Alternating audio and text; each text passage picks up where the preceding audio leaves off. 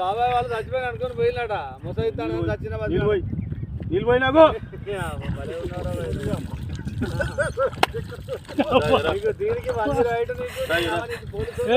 ఎందుకు పన్న వాళ్ళ